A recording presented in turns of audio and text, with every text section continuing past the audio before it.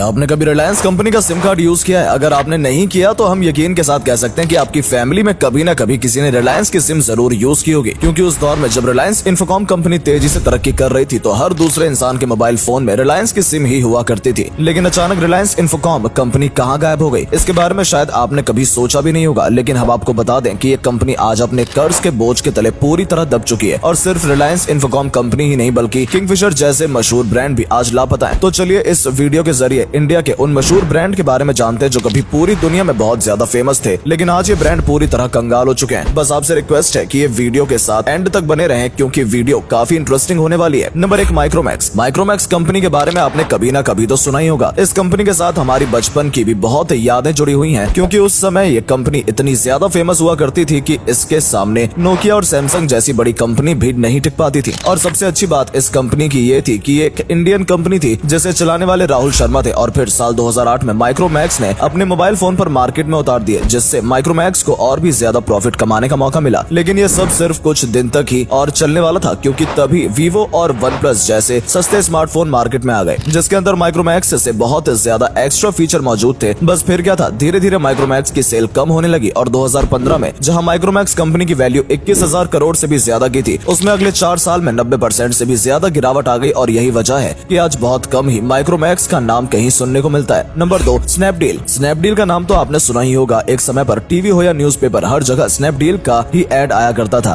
लेकिन अगर आपने नोटिस किया हो तो पिछले कुछ सालों से स्नैपडील कहाँ है, इसके बारे में लोगों को पता ही नहीं है। और ऐसा खासकर तब हुआ जब अमेज़न और फ्लिपकार्ट जैसी कंपनी मार्केट में आई। हालांकि स्नैपडील अमेज़न और फ्लिपकार्ट के साथ कंपटीशन जरूर कर सकता था अगर आमिर खान, जो पहले स्नैपडील के ब्रांड एम्बेसडर हुआ करते थे, उनकी वाइफ गलत बयान न देती। दरअसल उनकी वाइफ ने कहा था कि उन्हें इंडिया में रहना ज्यादा पसंद नहीं है, जिसके बाद लोग ऑफेंड हो गए और आमिर खान के साथ साथ स्नैपडील को भी बायकॉट करने लगे, जिसके चलते 2017 में स्नैपडील ने आमिर खान को ब्रांड एम्बेसडर की पोस्ट से हटा दिया ताकि कंपनी की बची कुछ इज्जत को बचाया जा सके। लेकिन ऐसा करने के बावजूद भी कंपनी के रेवेन्यू पर कोई फर्क नहीं पड़ा और जिस कंपनी की मार्केट वैल्यू कभी 50,000 करोड़ से भी ज्यादा हुआ करती थी, वो अचानक बहुत कम हो गई। लेकिन इसके बावजूद भी स्नैपडील कंपनी आज भी स्ट्रगल कर रही है और मार्केट में अपनी जगह बनाने की कोशिश कर रही है। Number 3, DHFL। DHFL को चलाने वाले 2 भाई थे जिनका नाम था धीरज और कपिल। हालांकि इनके एक तीसरे भाई भी थे जिनका नाम राकेश था और वो HDIL नाम की कंपनी को चलाते थे। लेकिन हाउसिंग फाइनेंस कंपनी में HDFC के बाद DHFL को ही सबसे बड़ी कंपनी माना जाता था और कई सालों तक इस कंपनी ने एक तरफा राज किया था। लेकिन उसके बाद DHFL का नाम मनी लॉन्ड्रिंग जैसे गैर कानूनी काम में सामने आया, जिसके बाद DHFL के शेयर प्राइस की कीमत जो कभी 600 रुपए हुआ करती थी, वो घटकर सिर्फ 20 रुपए ही रह गई है। बात करें इनके तीसरे भाई राकेश की, जो HDIL कंपनी चलाया करते थे, उन्होंने PMC बैंक से काफी बड़ा लोन लिया था, लेकिन वो लोन नहीं चुका पाए, जिसकी वजह से ये कंपनी भी बंद हो गई। और ये तीनों भाई जो कभी अरबपति हुआ करते थे, आज इनकी कंपनी की पहचान पूरी तरह से मिट चुकी है। नंबर 4, वीडियोकॉन। वीडियोकॉन कंपनी भी उन कंपनियों में से एक है जो पहले तो कभी बहुत मशहूर हुआ करती थी, लेकिन आज शायद कोई इसे जानता भी नहीं है। लेकिन वीडियोकॉन की कहानी थोड़ी इंटरेस्टिंग जरूर है। दरअसल 1955 में नंदलाल धूत ने गंगापुर शुगर मिल की शुरुआत की थी और फिर आगे चलकर उनके बेटों ने इसे अधिगम ट्रेडिंग के नाम से बदल दिया था, जिसमें उन्हें कलर टीवी बनाने का भी लाइसेंस मिल गया। और इस तरह से आगे चलकर लोग इस कंपनी की वीडियोकॉन के नाम से जानने लगे और वीडियोकॉन को इंडिया भर में खूब पॉपुलैरिटी भी मिली, जिसके चलते उन्होंने अपनी वॉशिंग मशीन, एयर कंडीशन और होम एंटरटेनमेंट सिस्टम्स जैसी चीजें भी बनाना शुरू कर दिया। और देखते ही देखते वीडियोकॉन नंबर 1 ब्रांड बन गया। लेकिन उसके बावजूद वीडियोकॉन कंपनी और भी ज्यादा तरक्की करना चाहती थी, जिसकी वजह से इन्होंने ऑयल और गैस इंडस्ट्री में भी एंट्री ली और उन्हें यहाँ भी सफलता मिली। जिसके बाद कंपनी के मालिक वेणुगोपाल धूत ने बाकी के अलग अलग सेक्टर में भी अपनी किस्मत आजमाने का फैसला किया और ये उनका सबसे गलत फैसला साबित हुआ, क्योंकि ऑयल और गैस इंडस्ट्री को अचानक काफी नुकसान झेलना पड़ा, जिसकी वजह से जो पैसा वेणुगोपाल धूत ने इन्वेस्ट किया था वो सभी नुकसान में चला गया। हालांकि वेणुगोपाल के पास अब आखिरी ऑप्शन ये बचा था कि वो दोबारा से होम अप्लायंस की सेल पर ध्यान दे, लेकिन यहाँ भी काफी देर हो चुकी थी, क्योंकि अब सैमसंग जैसी बड़ी कंपनी ने धीरे धीरे वीडियोकॉन की होम अप्लायंस की पूरी मार्केट पर अपनी पकड़ बना ली थी। और इस वजह से वीडियोकॉन कंपनी जो कि कभी करोड़ों रुपए का प्रॉफिट निकाल रही थी, वो धीरे धीरे लॉस में चली गई और इस कंपनी के ऊपर 47,000 करोड़ रुपए का कर्ज हो गया, जिसकी वजह से इस कंपनी को बंद करना पड़ा और ये कंपनी कंगाल हो गई। Number 5, jet Airways. जब भी पेट्रोल की कीमतों में उछाल दिखाई देता है तो इससे सिर्फ आम जनता ही नहीं बल्कि बड़े बड़े बिजनेसमैन भी परेशान होते हैं, खासकर वो लोग जिनका बिजनेस ही पेट्रोल के दम पर चलता है। और ऐसा ही कुछ जेट एयरवेज के साथ भी हुआ था। ये फ्लाइट इतनी तेजी से तरक्की कर रही थी कि हर दिन तकरीबन 650 फ्लाइट हैंडल करती थी, लेकिन बढ़ते पेट्रोल के दामों की वजह से धीरे धीरे जेट एयरवेज का रेवेन्यू कम होता नजर आया और साल 2019 में ये कंपनी पूरी तरह से डूब गई। हालांकि आप ये जरूर सोच रहे होंगे कि सिर्फ पेट्रोल के दाम बढ़ने की वजह से आखिर कोई एयरलाइन कैसे मुश्किलों में आ सकती है, तो आपको बता दें कि ये एक एयरलाइन का 40% से भी ज्यादा पैसा पेट्रोल को खरीदने में जाता है और कंपटीशन ज्यादा होने की वजह से एयरलाइन कंपनी अपने टिकट प्राइस भी नहीं बढ़ा पाती और कुछ ऐसा ही जेट एयरवेज के साथ भी हुआ और धीरे धीरे ये कंपनी डूबती चली गई। नंबर 6, रिलायंस इंफोकॉम। रिलायंस इंफोकॉम आज के समय में एक ऐसी कंपनी बन गई है जो पूरी तरह बंद तो है, लेकिन इसके बावजूद भी इस कंपनी के ऊपर 26,000 करोड़ से भी ज्यादा का कर्ज है, अभी भी चढ़ा हुआ है। आपको बता दें कि रिलायंस कंपनी 2 हिस्सों में बांटी गई थी। एक हिस्सा मुकेश अंबानी के पास था जिन्होंने जियो की शुरुआत करके उसे आगे बढ़ाया, और एक हिस्सा अनिल अंबानी के पास था जिन्होंने रिलायंस इंफोकॉम का नाम बदलकर रिलायंस कम्युनिकेशन कर दिया। लेकिन आपने ये कहावत तो सुनी होगी कि एक म्यान में 2 तलवार कभी नहीं रह सकती। ये कहावत इन दोनों लोगों पर बिल्कुल ठीक बैठती है। दरअसल जियो कंपनी जैसे मार्केट में आई, रिलायंस कंपनी के हाल बिल्कुल बुरे हो गए। हालांकि अनिल अंबानी ने अपनी कंपनी को बचाने के लिए एयरटेल और एमटीएस जैसी टेलीकॉम कंपनी के साथ जुड़ने की सोच जरूर रही थी, लेकिन कोर्ट ने ऐसा नहीं होने दिया क्योंकि अनिल अंबानी पर पहले से ही बहुत कर्ज था और आज रिलायंस इंफोकॉम का वो हाल हो चुका है कि ये कंपनी बंद होने के बावजूद भी कर्जे में है। दोस्तों जरा सोचकर देखिए कि आप अपनी जिंदगी भर की कमाई और अपने दिमाग में आने वाले सभी आइडिया को एक साथ जोड़कर एक बिजनेस की शुरुआत करते हैं, लेकिन रातों रात आपको पता लगता है कि आपका बिजनेस पूरी तरह डूब गया, या फिर अब आप मार्केट में अपनी पकड़ नहीं बना सकते, तो आपको कितना बुरा लगेगा। कुछ ऐसा ही इंडिया के टॉप और सबसे मशहूर ब्रांड के साथ भी बीते कुछ सालों में हुआ है, जिसमें वीडियोकॉन कंपनी से लेकर रिलायंस कम्युनिकेशन जैसी कंपनी का नाम भी शामिल है, जिसके बारे में डिटेल में हमने इस वीडियो में आपको बताया है। तो अगर वीडियो पसंद आई हो तो इसके जरिए कुछ जानने का मौका मिला हो तो वीडियो को लाइक करके हमारे चैनल को सब्सक्राइब जरूर कर लें, ताकि जब भी हम आपके लिए इस तरह की इंटरेस्टिंग वीडियो लेकर आए तो उसकी नोटिफिकेशन सबसे पहले आप तक पहुंचे। धन्यवाद।